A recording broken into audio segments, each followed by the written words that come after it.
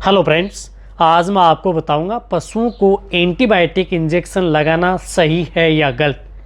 तो एक और बताना चाहता हूं कि पशुओं को एंटीबायोटिक इंजेक्शन लगाना कई कंडीशन के अंतर्गत बहुत ज़्यादा गलत होता है, कई कंडीशन के अंतर्गत बहुत ज़्यादा सही भी होता है, क्योंकि कई इस तरह की डिजीज़ होती हैं जो एंटीबायोटिक इंजेक्शन के बिना वह ठीक भी नहीं हो पाती हैं।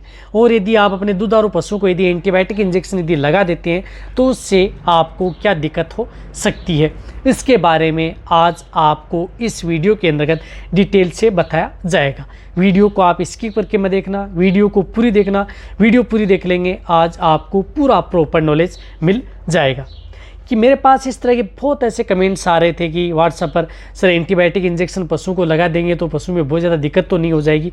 एक और बताना चाहता हूँ कि जो भी यदि आप दुधारू पशुओं को यदि एंटीबायोटिक इंजेक्शन यदि लगाई जाती है, नॉर्मल यदि आपका पशु है, यदि उसे नॉर्मल यदि हुआ है, जिस प्रकार से उसे कोई जुकाम है, नॉर्मल यदि बुखार है या किसी इस तरह का कोई नॉर्मल इन्फेक्शन यदि उस पशु को हुआ है, तो उस स्थिति के दौरान यदि आप तुरंत उसे एंटीबायोटिक इंजेक्शन लगा देते हैं तो वो एंटीबायोटिक इंजेक्शन क्या करती है कि दूध के साथ बाहर आ जाती है।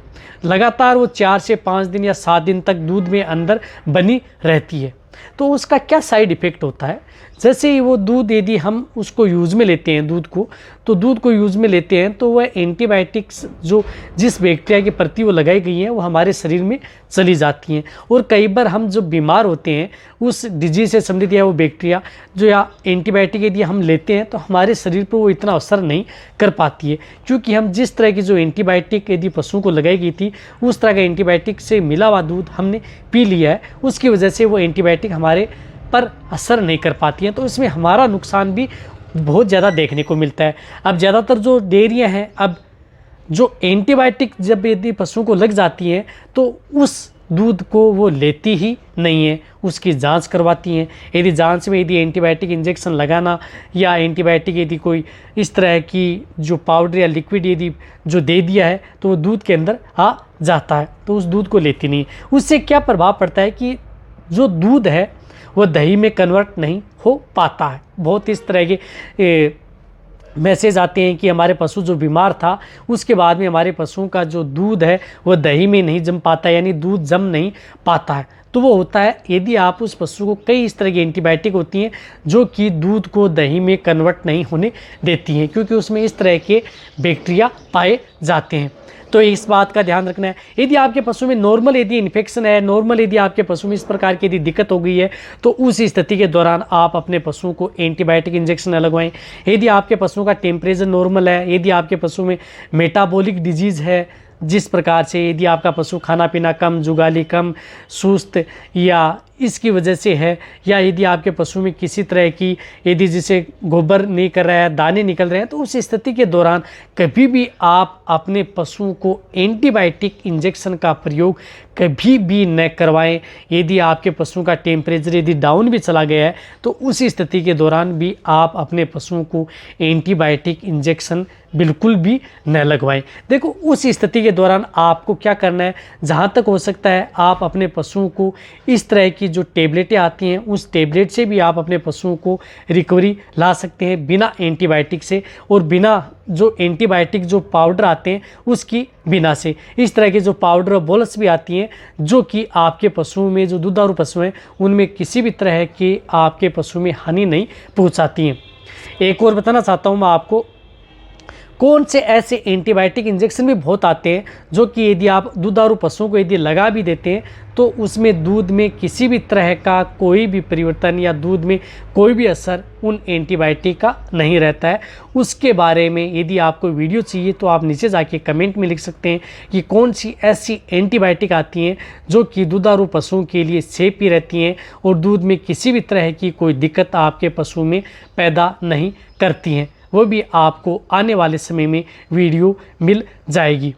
एक और मैं आपको बताना चाहता हूँ कि जिस तरह से यदि आपके पशु में मेस्टाइटिस यदि रोग हो जाता है, जो बैक्टीरियल द्वारा फैलने वाला रोग है, तो उस स्थिति के दौरान सबसे ज़्यादा एंटीबायोटिक इंजेक्शनों का प्रयोग उस डिजीज़ के अंदर करवाया जाता है।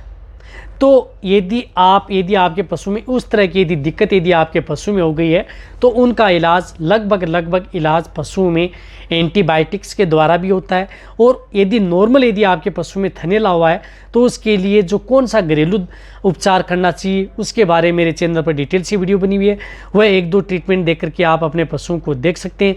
फिर नहीं जाता है तो आप उस पशु को एंटीबायोटिक इंजेक्शन भी उन पशुओं को यदि आपके पास नज़दीक यदि पशु चिकित्सक है तो द्वारा लगाए जाते हैं। यदि आप थोड़ी ध्यान नहीं रख पाते हैं कि हमने एंटीबायोटिक लगवाना ही नहीं है तो कई बार आपके पशुओं को नुकसान भी हो सकता है। तो इस तरह के जो बड़ी डिजीज़ हैं या यदि आपके पशु में कोई बैक्टीरियल इन्फेक्शन हो गया है उनके साथ यदि आपके पशु में साथ में सेकेंडरी बैक्टीरियल इन्फेक्शन यदि आपके पशु में हो गया है, साथ में अदर और कोई डिजीज़ यदि आपके पशु में साथ में हो गई है तो उस स्थिति के दौरान भी आपको अपने पशु चिकित्सक से एंटीबायोटिक इंजेक्शन लगवा सकते हैं। उस स्थिति के दौरान आप 4 से 5 दिन या 6 से 7 दिन आप उस पशु का दूध का सेवन न करें। इस बात का आपको ज़रूर ध्यान रखना है। यदि करना भी है तो एक स्थिति होती है उस दूध को बहुत ही ज़्यादा गर्म करके बाद में प्रयोग किया जाता है ताकि उसमें जो बनने वाले जो बैक्टीरिया हैं वो किल हो सकें। इस बात का भी आपको ज़रूर ध्यान रखना है। कई ऐसी डिजीज़ होती हैं जिसके अंतर्गत एंटीबायोटिक इंजेक्शन लगाना सही भी होता है, लेकिन ज़्यादातर यदि आपने देखा होगा कोई भी नॉर्मल यदि आपके पशु का टेम्परेचर जैसे नॉर्मल है, यदि आपके पशु को फीवर हुई है, फीवर होते ही आप उन पशु को जिस प्रकार से ऑक्सीटेट्रासाइक्लिन, स्ट्रेप्टोपेनिसिलिन, अदर जो एंटीबायोटिक इंजेक्शन यदि आप अपने पशु को तुरंत लगवा लेते हैं तो वहाँ पर आपके पशुओं को थोड़ा नुकसान उठाना पड़ सकता है। कहने का मतलब है कि नॉर्मल यदि आपके पशु में दिक्कत है तो एंटीबायोटिक इंजेक्शन का प्रयोग या बोलस का प्रयोग आप अपने पशु में न करवाएं। यदि आपके पशुओं को ज़रूरत है तो उसी स्थिति के दौरान आप अपने पशु चिकित्सक से पूछ सकते हैं कि इसमें एंटीबायोटिक इंजेक्शन अब लगाना सही रहेगा या नहीं तो वरना कई इस तरह की जो पाउडर आते हैं जो बिना एंटीबायोटिक के द्वारा ही आपके पशुओं को ठीक कर सकते हैं। मेरे चैनल पर डिटेल से वीडियो बनी हुई है हर प्रकार की दवाइयों के बारे में, हर प्रकार के पाउडर के बारे में। यदि पूरी जानकारी लेनी है तो आप मेरे चैनल पर जाकर के देख सकते हैं, क्योंकि हर प्रकार की जो बीमारी जिस प्रकार से मेस्टाइटिस हो गया तो उसके बारे में बहुत से ऐसे पाउडर होते हैं जो आप अपने पशु को दे सकते हैं, उनसे भी आप अपने पशुओं को रिकवरी ला सकते हैं। इसी तरह से यदि आपके पशु में फीवर हो गई, इसी तरह से यदि आपके पशु में अदर इन्फेक्शन हो गया तो उसके बारे में कौन सी ऐसी टेबलेट बोलस पाउडर का प्रयोग करना चाहिए पूरी डिटेल सी वीडियो बनी हुई है। तो आप मेरे चैनल की जो प्लेलिस्ट है वहाँ पर आप वेट पाउडर, वेट जो लिक्विड, वेट बोलस, वहाँ पर जाकर के आप पूरा नॉलेज ले सकते हैं ताकि आप अपने पशुओं को ज़्यादा एंटीबायोटिक न खिला सकें।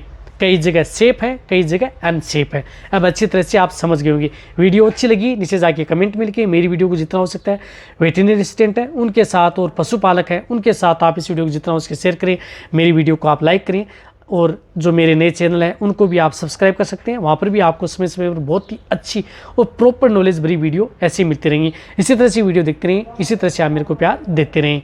थैंक्स, धन्यवाद।